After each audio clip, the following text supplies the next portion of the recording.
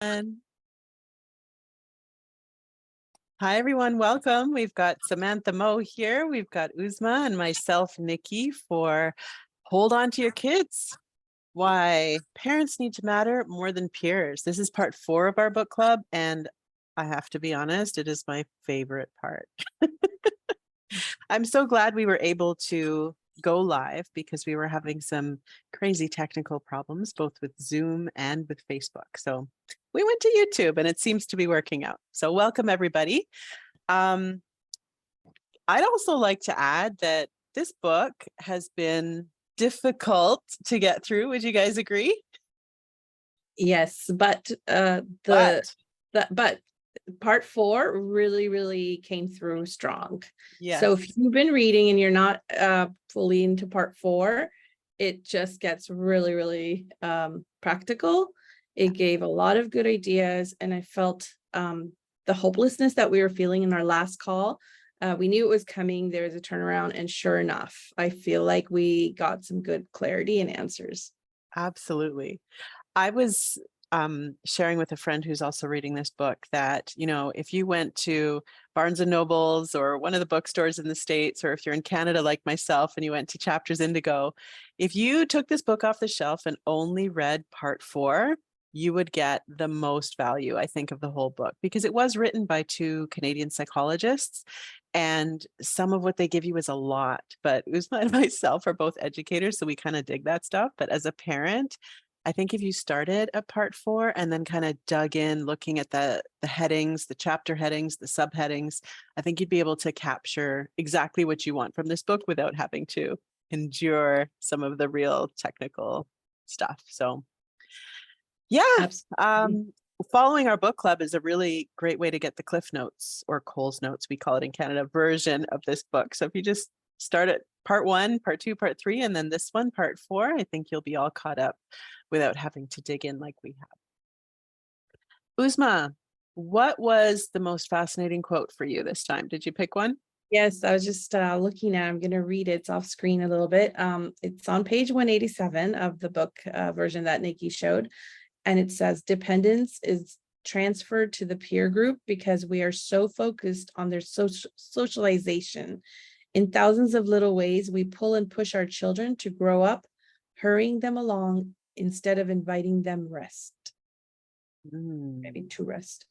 So What do you as get soon out of as that? they're able to choose their own clothes, they're choosing their own clothes. As soon as they're able to feed themselves, they're feeding themselves without having a minute to continue to be cared for by us as the parent, is kind of what I I get think from of that.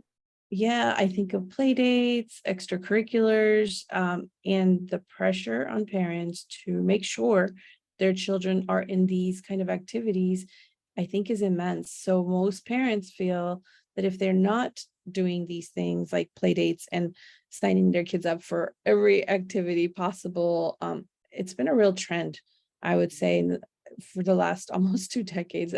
I've seen. Maybe it's just because that's the time my kids were growing up, but there is this pressure that you have to do this. And in this book, they kind of call out that and said, this is something that actually is counterproductive. So just a moment to talk about the pressure, right? We haven't gotten to part 6, which is a postscript that involves, what social media has done to our culture. And I don't mean that in a negative way. There's positives too, but for what we're talking about, there's things like, the Instagram party. Well, if everything is set up just for the picture, is that what really happened? So sometimes there's the FOMO, the fear of missing out, or, if all the kindergarten kids are having birthday parties at these big places that cost so much money, then when it's your child's turn, you feel pressured to keep up, right? So I think that something has, there's this snowball going down the hill that has just picked up speed and pressure. And yeah, It's I that remember push. when I was growing up, it was kind of like you get what you get and you don't get upset.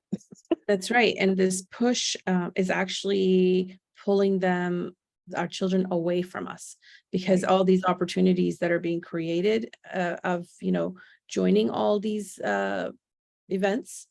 And What extracurriculars and Yeah. yeah, what they're doing in the process of us joining that as parents, our children are not really connected to us. I think that's the main thing to kind of focus on at this point. The children are actually, we're creating great opportunities for them to socialize with peers, not us. So part 4 really focused on how to build attachment.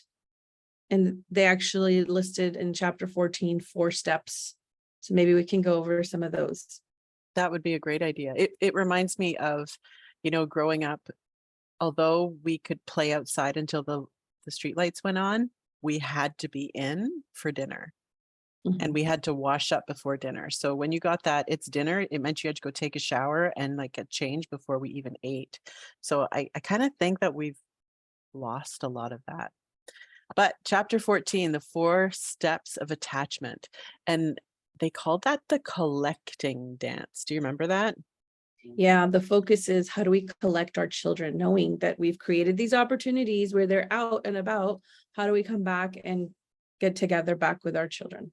hmm Um, so number 1 was, and I may be paraphrasing here a little bit, get out of their face and into their space so that you're enjoying things together. Um, and one of the so we had said that part 4 has a lot of practical tips. It's what to do, right? Instead of oh my gosh, how are we going to recapture our kids and hold on to our kids? Now it's, well, here's what you can do. So this is really exciting.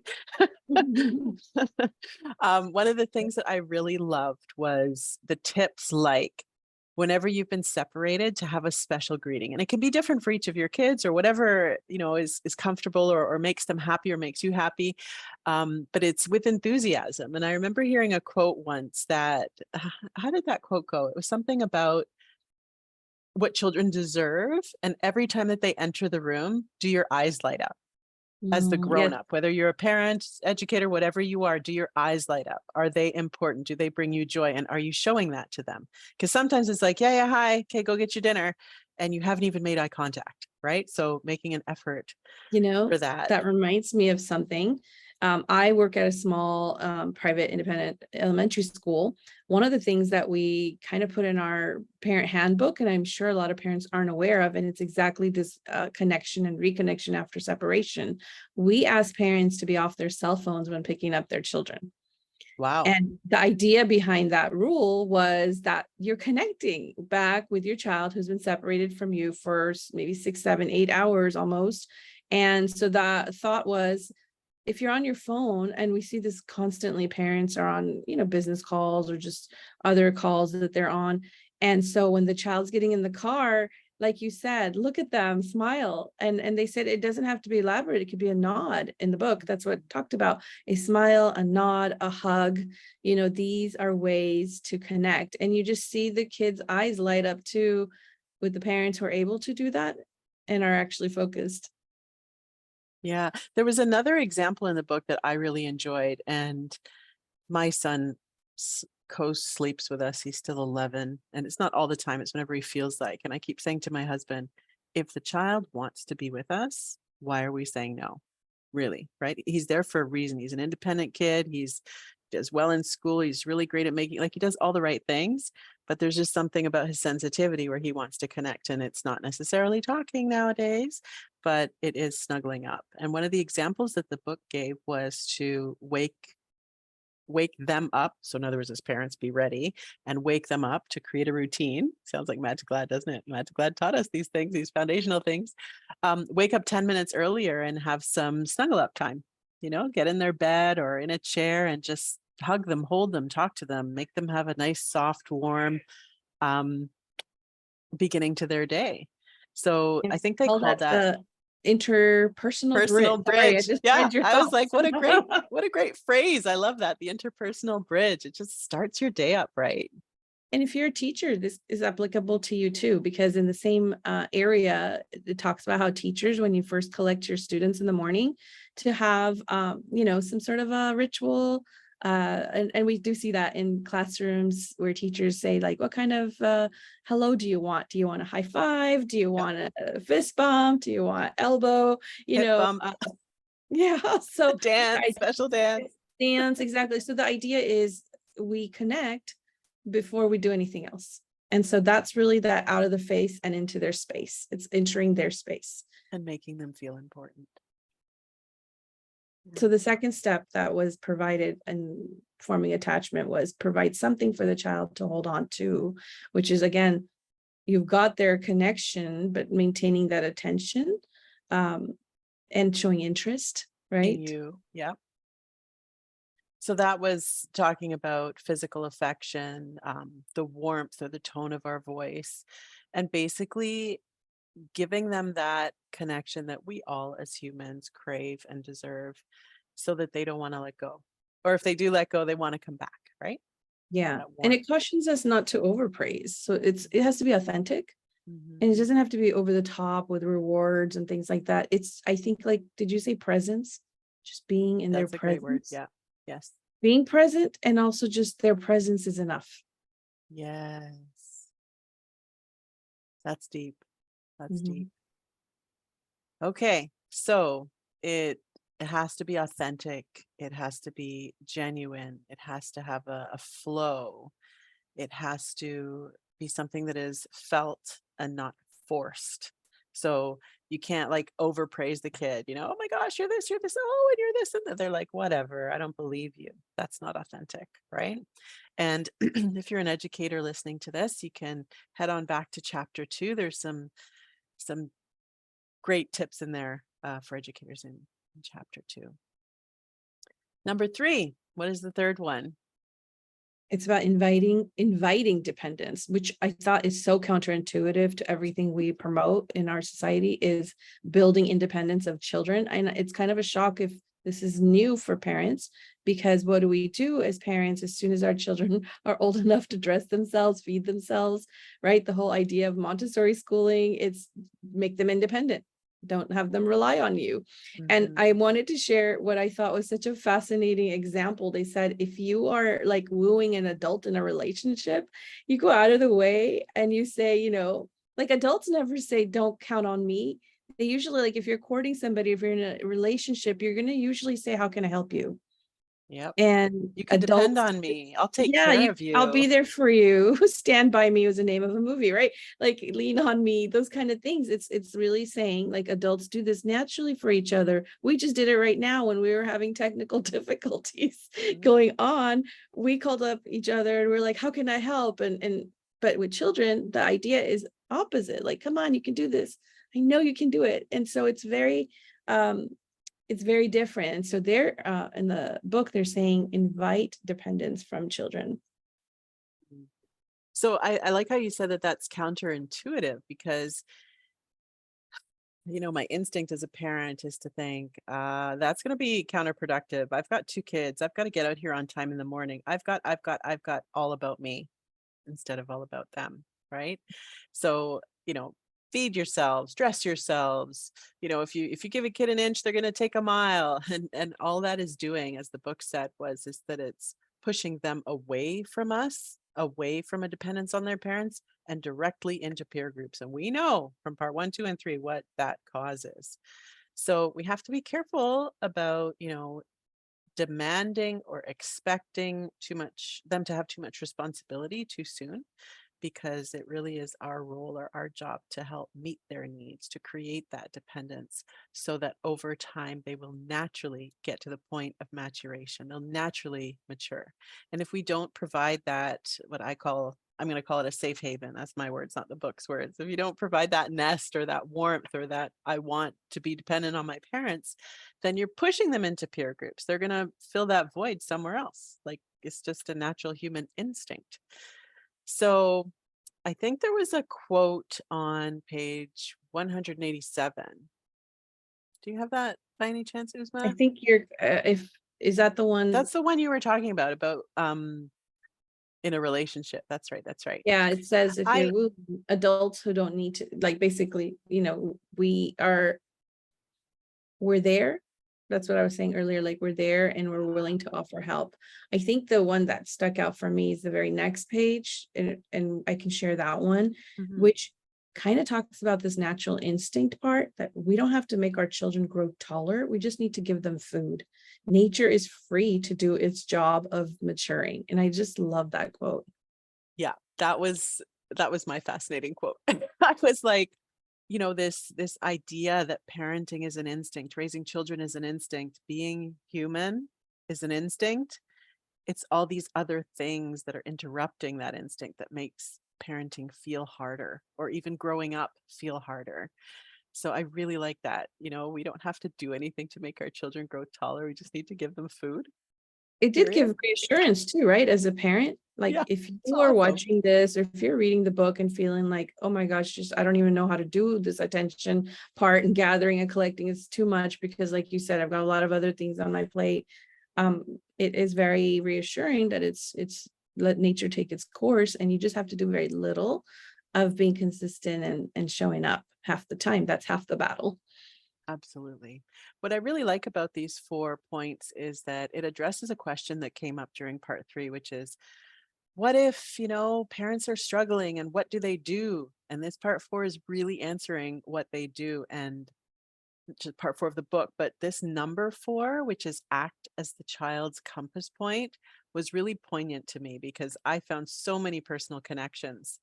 And it was really about the fact that you as parents have to do something to become their compass point, to be, this is the way we're going to go, this is how we're going to live our life, this is how we're going to have our relationship as a family. And it really brought up for me that it takes a village. I'm going to Mhm. go back to that educator thing. Those kids who unfortunately struggle the most are the ones whose parents are the most disconnected. It's just an observation of mine after 14 years of being an educator. And those parents who are, how can I help? What can I do? What are you learning? What can we do to reinforce at home? And that's not from a let's do homework perspective. That's from a let's have a conversation with my child so we're on the same page perspective. Those children are more engaged in school, they're more involved in the different extracurricular activities that there are, and it really brings home for me the point that it really does take a village to raise children, and that village is not Instagram. And we also pointed out that parents who have given up are not in this conversation. So here's another thing I wanted to offer is that if you're showing up for this book talk, if you're reading this book, you already are okay and you're ahead of the game. I and that's giving you grace too as a parent. Like we know, and we've talked about it in the other 3 parts, that it doesn't always go smooth and you're gonna feel frustrations, and that's okay. But if we remember like this quote that just give them food, nurture, right? The give them food Just be part, like there.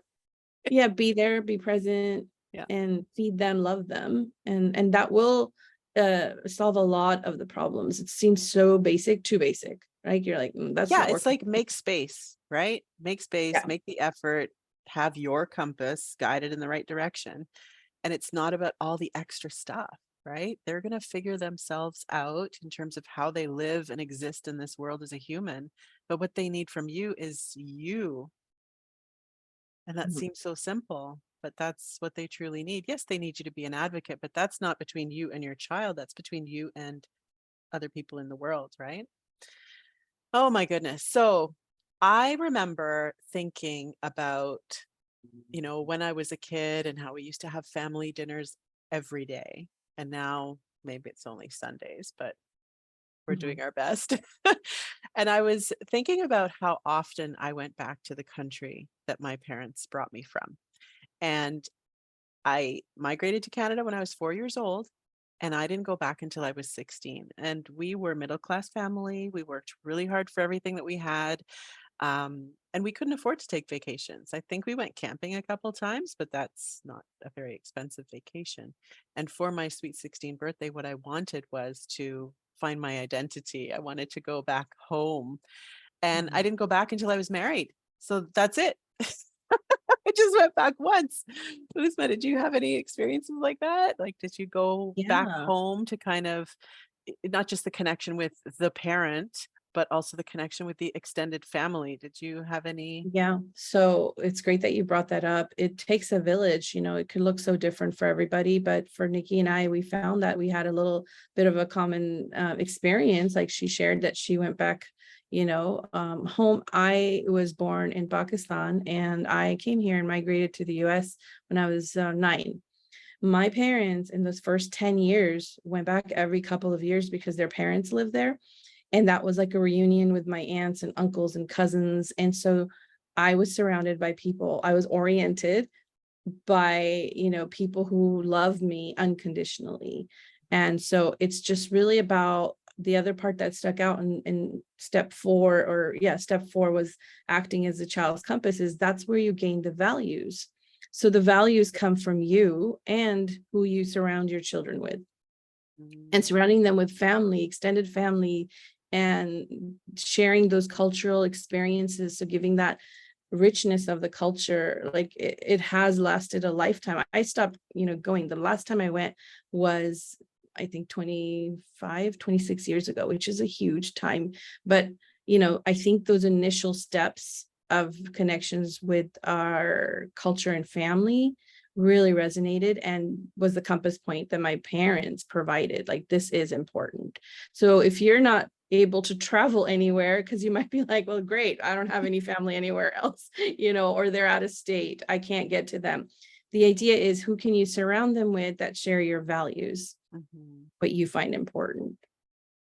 You know, that kind of reminds me of traditions too, because our family, we always travel at Christmas time. We celebrate Christmas. And I remember saying to my husband, it's great when they're little because they get to meet all the aunties and uncles and all the different places. We went to England, we went to Amsterdam, etc., France, um, and throughout the Caribbean. But what are our traditions in our home? Well, Santa comes. I'm like, don't even. Right? Like, that's not a tradition. That's not sharing what's important to us as a family. That's not transferring our values. So then we started going every other year. And each year that we were home, we made a point of bringing together everybody and really showing that, it takes a village. Your village is bigger than you could ever imagine because you don't even know all of the family that you have just right here at home, never mind abroad. So that's something that we intentionally did. And Mhm. kind of a transition, the Magic Lad Blueprint talks about optimizing routines. And I think that really shone true in part 4. Not just in, waking up 10 minutes earlier and having a soft start to the morning where there's a loving, welcoming, you're awesome, let's get going for today kind of a beginning, and also an ending and an evening. But just in terms of orienting your child to you being their compass point, right? Or to our compass point, what we value, what our values are as a family. I remember Uzma, you mentioning about, what if you went to a city where you didn't speak the language and you were Right, lost, right? I'm right. gonna let you tell that story because that one really resonated with me.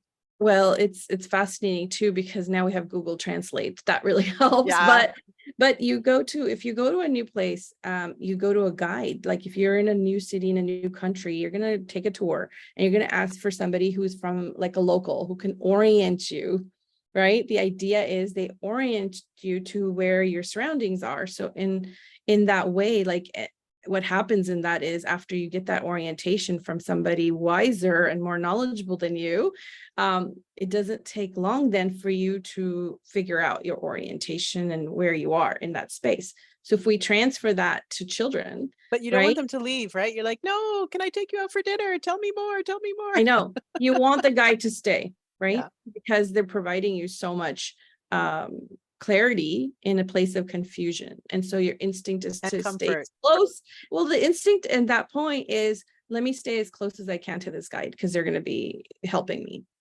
So, I think that kind of metaphor or whatever analogy could be applied to children too. That if we stay close to children and provide them and be the guide, then it doesn't take long for children to know more about something than we do, right? If you're Right. their guide and they're going along.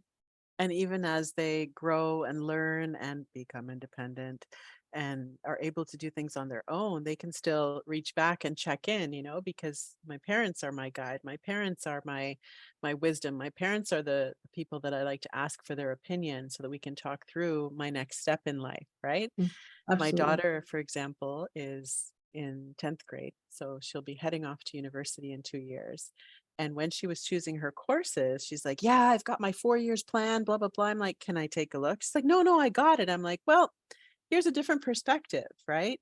When you go off to university, because she wants to be a judge, you want to study law, you're going to need certain courses. And we should look at the university websites and see what the prerequisites are, because that trickles down into what you take in high school. Otherwise, you're going to be doing summer school and trying to make up the stuff you need as prerequisites and perhaps lose a year." She goes, "What?" And her face just dropped. I'm like, "Think about it. Work smart, not hard. Go all the way to the end and work your way backwards." She's like, "Geez, mom, I'm so glad you told me that. I've got to take French Wow. So as a that to university me, course," right? yeah, Yeah. and that to me highlights exactly what the book is talking about, to be confident, Mhm. assume your position as their guide and interpreter, and don't wait for the kids to show us that they're lost. And you did Right. exactly that, right? You kind of, because of your experience and knowledge about how this would work for her, you offered her some really key advice, and she seemed And really maybe receptive to it.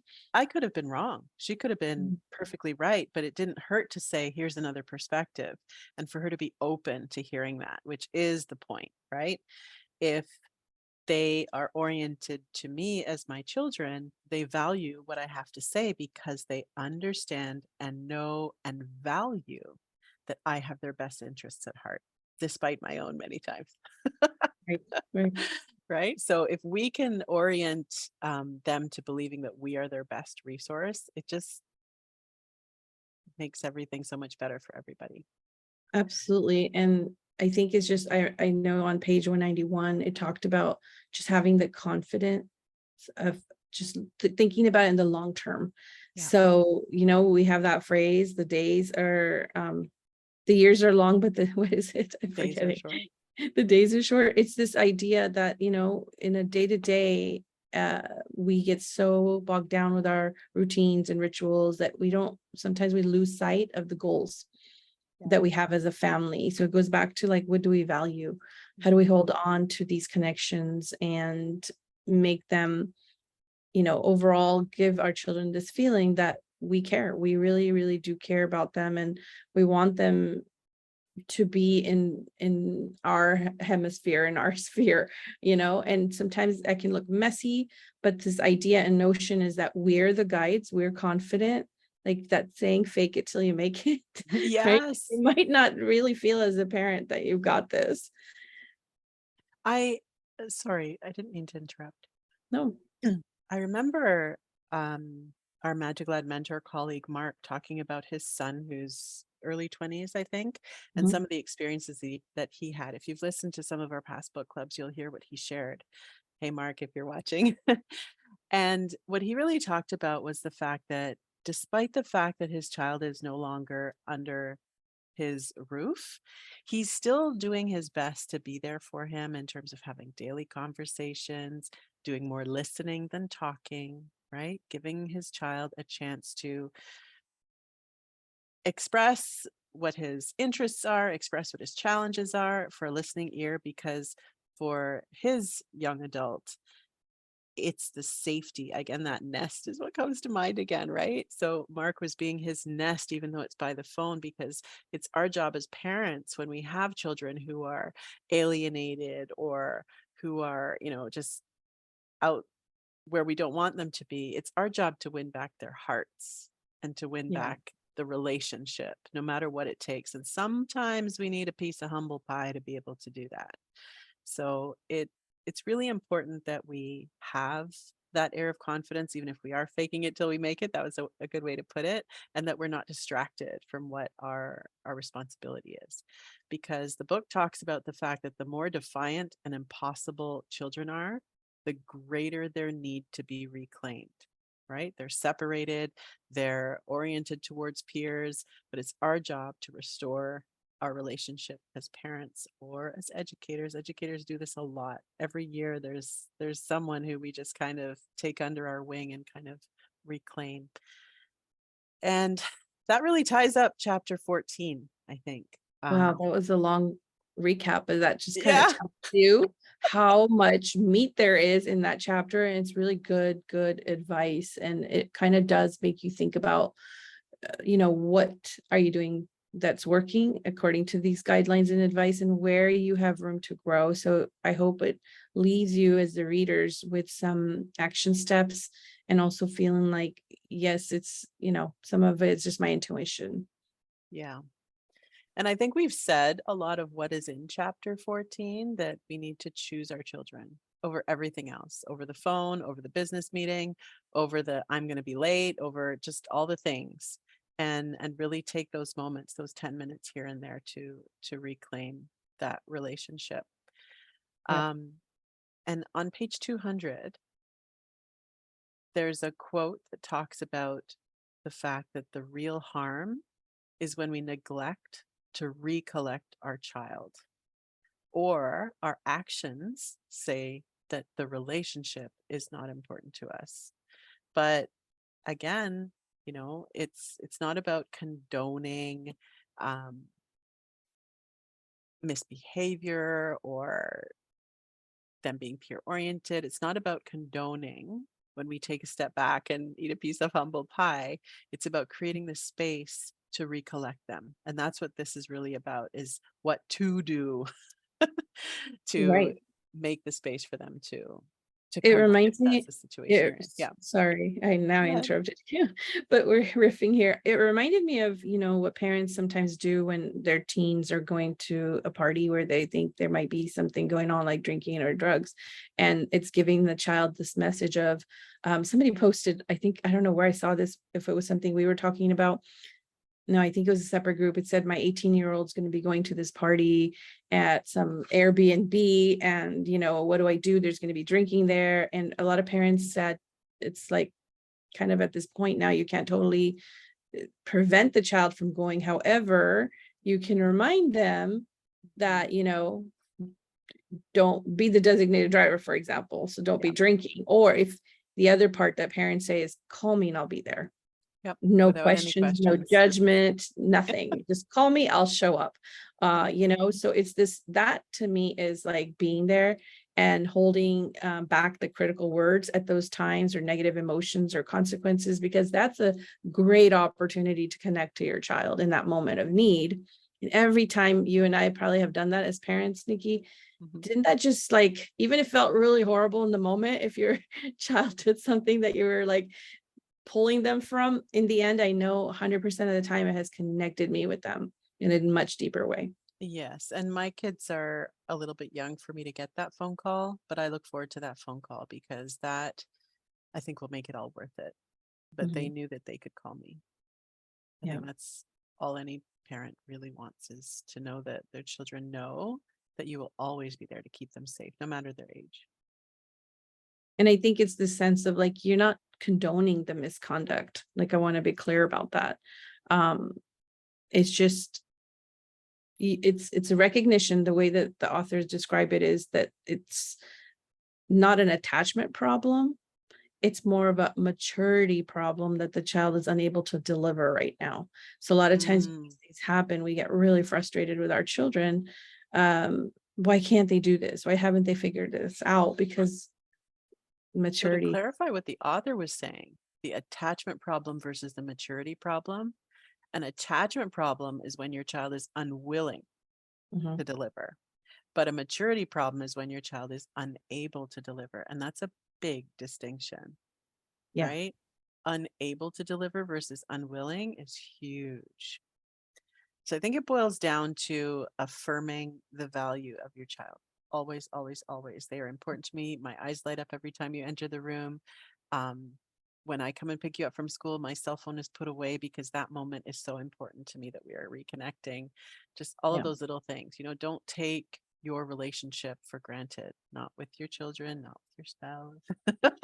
Just make an effort to be a good True. human. And the idea is, like, if there is a moment where the child feels wounded or hurt and withdraws, right? And if they're feeling the rejection or alienation, what'll happen is if we're not there, that just pushes them into peer oriented situation, right? So staying open and not delivering like an ultimatum when you're angry, right? These are things that seem like so common sense as parents when you're not in that mode, right? It's really trying to control us when we are in that space of frustration. So Um, this right over here. Oops. Oh, I ripped it. I have this post-it note that I got when I first started with Mad to Glad, and it says calm body, calm voice, calm face.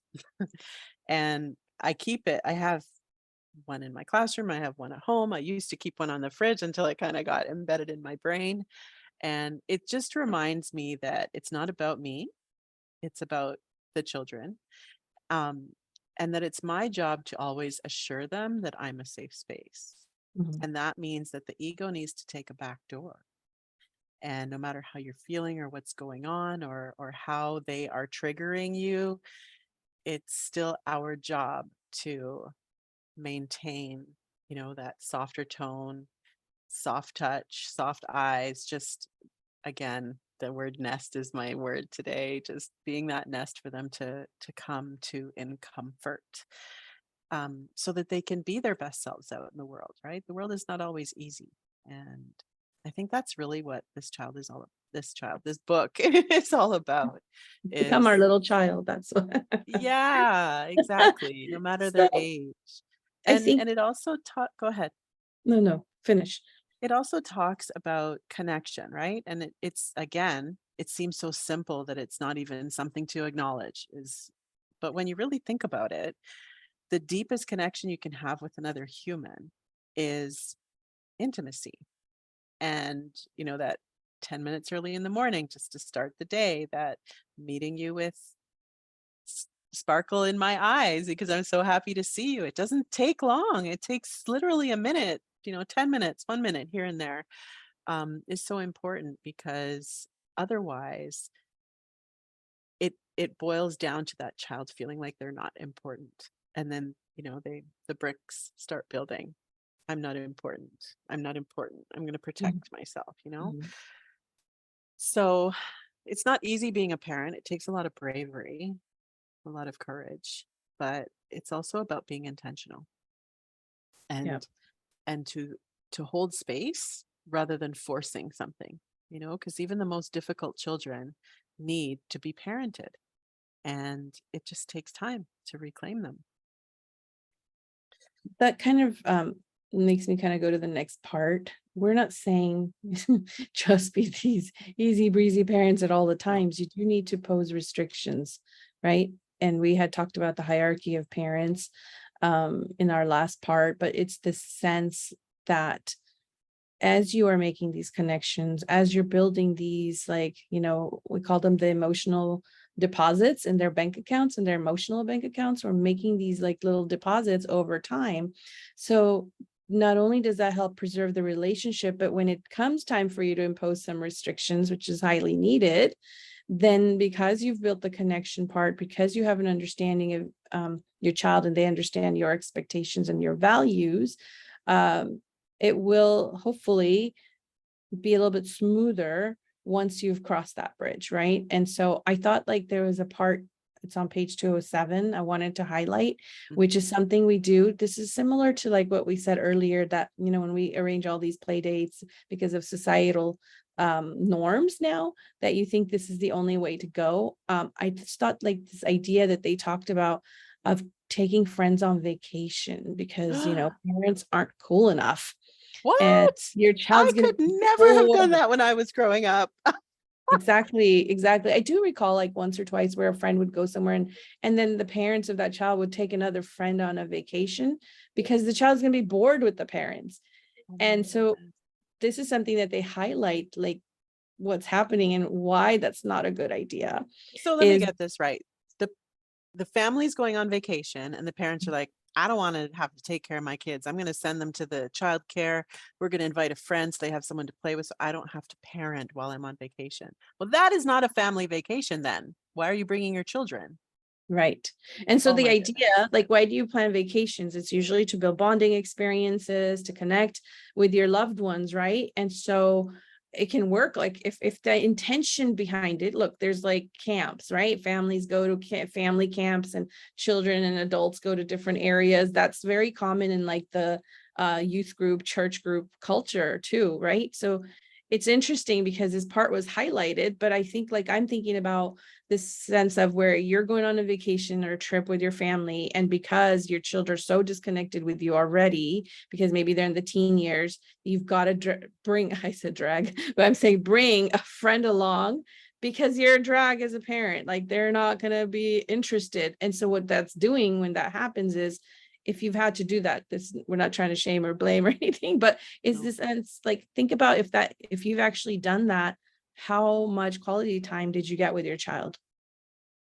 Right. Right? Away Sometimes from you might, the regular 9 to 5, the regular. exactly. You didn't gain any extra like bonding time with them because you have another child there. And we're not saying it can't work at all times. There are times and exceptions to everything, right? But this idea is, a society's gotten so used to not spending time with their parents, children, like especially teens and young adults, not spending time. They always have to bring a friend along. And they kind of said, don't do that, which I found really interesting, right? I don't know. I feel like I want to bring back family mealtime every day. That's That what was I also feel another like. thing recommended, right, in Yeah. this book, that one of the most effective ways to connect with your children and collect them is to have a sit down family meal. And I felt the same, like I need to bring it back into my routines. Food is the way to the heart. That's what they say. Mhm. I think what's kind of coming up for me in all of this is, you mentioned this is not intended to shame or blame. I acknowledge that. But I think there's something else that needs to be spoken, and that's about, oh, self-care, take a bubble bath. Yeah, self-care isn't always easy, but there's something about um taking care of ourselves. This sounds selfish, but it kind of is selfish. If you are not well, if you are not taken care of, if your needs are not met, you can't pour from an empty cup. You can't be there for your children and be the calm body, calm voice, calm face. You can't hold on to your children if you're not safe, right? And I mean, again, there's always exceptions to that, but it's the intention, right? And I keep going back to something that really stuck with me earlier in this book was when they talked about children who had parents who perhaps struggled with, addiction or mental health and things like that, and how those children coped. It's not that they didn't love their parents or value the time that they spent with their parents, right? So there's this dichotomy where there's the time and the nurturing of the relationship, and then there's also the being able to be there for your children, especially when times get tough. So I just think that that needs to be said because that is not easy, especially in our culture. We are so busy and on all the time. I would do anything to go on a vacation where everything was I was waited on and I just had me and my 2 kids in a bed. Oh my gosh, we'd have the best time. I think I need to make space for that in everyday life. Exactly. Like again, even like when we look at excursions that we take, a lot of this idea is fill it up with itinerary and agendas and things we got to do, from get up early and run, run, run, run, run. And so in that, if that's how you want to set it up, okay, make sure you create opportunities to connect, Yeah. pause, right, with your kid, and just kind of talk Flow. through, Yeah. talk through. And give them an opportunity to open up too, right? Especially if it's not something that they have been doing. Gotta leave space for connection. Okay. Chapter 16 is called Discipline That Does Not Divide. And I really like the ending, that does not divide. Um, and I know in our culture they talk about timeouts and corporal punishment and all of those things. And I'm gonna call on Magic Lad again. This is why I love Magic Lad, because Magic Lad talks about time in rather than time out. What does that mean? It means when your child is is at their worst, or having a problem, or in the moment of emotion, being there, again, that nest comes up for me, being there, being that safe space, saying, do you need do you need me to hold you, touch you, hug you? Do you need me to be here next to you? Do you want to sit by me? Do you want me to be just, a little bit away from you? Do you want me to be in the same room? Do you want me to be just outside this door? What do you need from me to help me hold space for you? So, discipline that does not divide is, near and dear to my heart, especially as an educator, because oh my goodness, there are so many different administrators who do things so differently, and then parents are doing things differently, and it's just so confusing for children. It really is. And yeah, there's just so Um, many loaded. Go for it. the Go the ahead. phrase that popped up in this part of the book that really connected um, is connection before redirection. And in positive discipline program, it's connection before correction. So I really like the author's connection before redirection. It's saying Absolutely. like before you give a redirect or a command or guidance or direction, make sure you're connected with them first instead of just being, go do this. I told you that, like just basically connecting. And so it talks about that when problems occur, the relationship, like focus on the relationship, not the incident. And Right. this is so hard, like we're just telling you as if it's so easy to do, but this idea of, don't take it personally, because when we take it personally, it just it's visible, right? They can feel it. They can feel the energy shift versus when you are still, you can express your emotions, but at the same time, really focusing on the incident, Mhm. you know. And avoiding an emotional hardening is one of the things that they mentioned, right? Like Yeah, yeah, if you go into the authoritarian mode and you do as I say, um, that changes the entire dynamic, which is not what they're teaching us in this book. yeah. This book talks about the 7 principles of discipline, which I encourage you to take a look at. I don't think we need to go through each of them, but I do like the very last one, which is what you were kind of talking about. Yeah. Um, Work on the relationship. Don't think things, don't take things personally when they voice their emotions, but acknowledge the emotions, right? Mhm. So you wanted me to say yes, but da da da da da, right? Page 222 talks about the adaptation dance. And what that is it helps move children from frustration to sadness so that they can learn the lesson of whatever the situation is. And there were a few example. Um, do you remember any of those, Uzma, or should we just Let me take a kind of look? look Page at that. 222. Mhm. I thought this was important because, when we're talking Oh, yeah. about children being peer oriented, it's all about the lack of connection, the lack of emotion, right? I'm not getting it from you, parents, so I'm going to go there and get it from them, the peers. So, this idea of making them feel the frustration and feel the sadness in the safe space of you is what the authors are suggesting is the best way to go about doing that. Draw out the tears, which sounds so mean when you hear that phrase. Like, Hmm. that's not kind. But it's this sense of it's going to connect them to you, Yeah. because you're basically acknowledging and saying, if a child is upset, it's because plans got changed and grandma is not coming. You say, grandma can't come. And that's Yeah. an example of That drawing makes out. you upset that grandma can't come. Mhm. Yeah, I Grandma can't understand. come. And that makes you upset. It's like without emotion, without sarcasm, and putting some sadness in your voice.